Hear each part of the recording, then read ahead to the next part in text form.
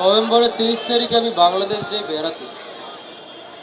তো আমার বাড়ি ফেরার কথা 26 তারিখ। সেই রাত্রিবেলায় যখন আমাকে 5-6 জন যুবক ঘেরাও করে, তারা আমাকে শুধু এইমাত্রই এই জন্যই মারে যে আমি একজন হিন্দু, আমি একজন ভারতীয়। সেই কারণে তারা আমাকে বেধড়ক মারধর করে, আপনারা দেখতে পাচ্ছেন হয়তো। এবং আমার যে বন্ধু ছিল, সে যখন আমাকে বাঁচাতে আসে, তাকেও তারা প্রচণ্ড পরিমাণে মারধর করে। আর তার পরিবারকেও মারাত্মকভাবে ধমকি শাসনের মুখে রাখা হয়। কেন? কারণ সে আমাকে আশ্রয় দিচ্ছে, সে একজন হিন্দুকে আশ্রয় দিয়েছে, সে একজন ভারতীয়কে আশ্রয় দিয়েছে। ঢাকা মেডিকেলে গিয়ে আমি যখন চিকিৎসা নিই, সেই সময় সেখানে আমি কিছু আমাদের হিন্দু ভাইকে দেখি যাদের ওখানে কুপানো অবস্থায় রাখা হয়েছে। এবং মানে এরম মর্মাহত দৃশ্য যে ওখানকার প্রশাসন পর্যন্ত মাইনরিটিদেরকে বা হিন্দুদেরকে সুরক্ষা দিতে একদম ফেল হয়ে গেছে। আমি তার সচক্ষ প্রমাণ। আমি 100 বার যাব আমার বাংলাদেশি হিন্দু ভাইদের জন্য। আমি নিজের প্রাণের ঝুঁকি নিয়ে 100 বার যাব তাদের বাঁচাতে।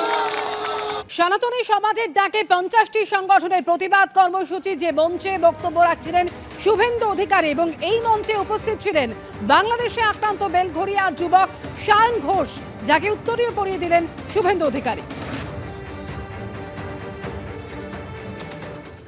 আর গণতন্ত্রের গণহত্যার একের পর এক ছবি প্রকাশ্যে আসছে।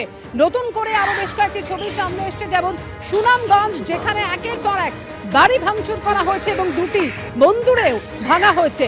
মন্দিরে ভাঙচুর করে লুটপাট চালিয়েছে দুষ্কৃতীরা। অন্যদিকে দোয়ারা বাজার থানা এলাকার মঙ্গলার গাঁও গ্রামেও আক্রান্ত হয়েছে হিন্দুরা। বেছে বেছে সেখানে হিন্দুদের বাড়িঘর, দোকানে ভাঙচুর চলেছে।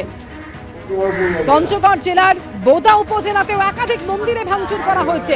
পুলিশের কাছেও অভিযোগ জানিয়ে কোনো লাভ হচ্ছে না বলে অভিযোগ সেখানকার হিন্দুদের।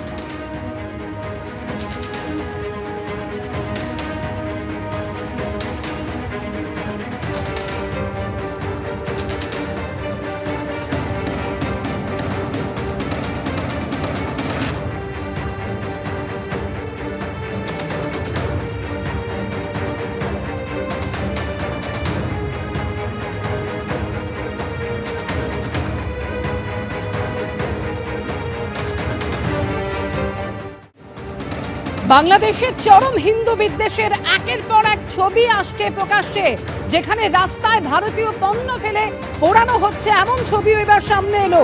ভারতীয় শাড়িতে আগুন, বিএনপি নেতা রুহুল কবির রিজভির। আগরতলায় বাংলাদেশে অ্যাসিস্ট্যান্ট কমিশনারের বিক্ষোভের প্রতিবাদ। ভারতীয় পণ্য বয়কট করে বাংলাদেশের পণ্য কেনার ডাক বিএনপির।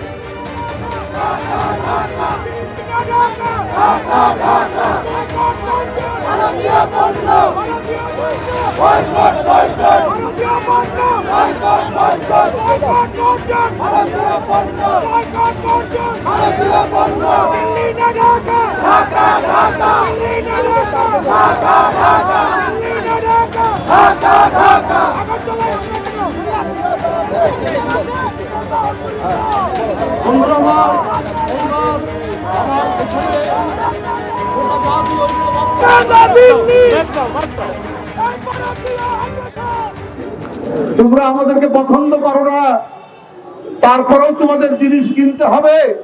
বাংলাদেশের মানুষ তো মাথা নত করার মানুষরা। আমরা একবেলা খেয়ে থাকবো, তারপরেও আমরা মাথা নত করবো না। সেই নিজেই এই শাড়ি দিয়েছে, এইটা আজকে আপনাদের সামনে ছুঁড়ে ফেললাম। আবার এখানে পেঁয়াজ হয়, ভারতের পেঁয়াজের চাইতে আমাদের পেঁয়াজের ঝাঁজ অনেক বেশি। ভারতের মরিচের চাইতে আমাদের মরিচের ঝাল অনেক বেশি। আমরা যদি আমাদের জায়গা না থাকে, আমরা ছাদের উপর মরিচ লাগাবো, আমরা বাড়ির উঠোনের মধ্যে আমরা পেঁপে গাছ লাগাবো, আমরা পেঁয়াজ লাগাবো, তাও আমরা ওদের মুখাপেক্ষী হব না। আমরা ভারতীয় পণ্য বর্জন করবো। বন্ধু আমার,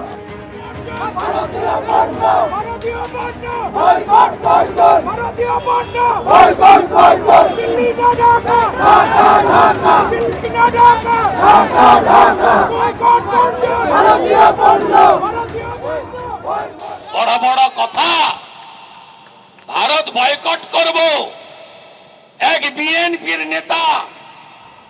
বিএনপির নেতা তার স্ত্রীর শাড়ি পোড়াচ্ছে, একটা শাড়ি পোড়াচ্ছেন।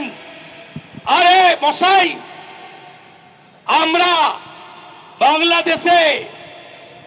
বাংলাদেশ থেকে বাণিজ্য হয় মাত্র 11.25 বিলিয়ন। আপনারা আছেন অনেক পিছনে, 10-এর পরে। আমাদের অর্থনীতি আপনাদের উপর নির্ভর করে না। একদিনে শুধু পেট্রোল বন্ধ করেছিলাম, 40 গাড়ি পেঁয়াজ গেছে পচে। এক্সপোর্টাররা ইম্পোর্টাররা বলছে সবাই হিন্দুদের বাঁচাতে চায়। বলছে দাদা 7টা দিন আটকে দিতে পারলে না, এদের অবস্থা কি হবে দেখবে। ইউনূসের চামড়া তুলে নিয়ে আসবে বাংলাদেশের লোক গিয়ে, আপনাদের কিছু করতে হবে না।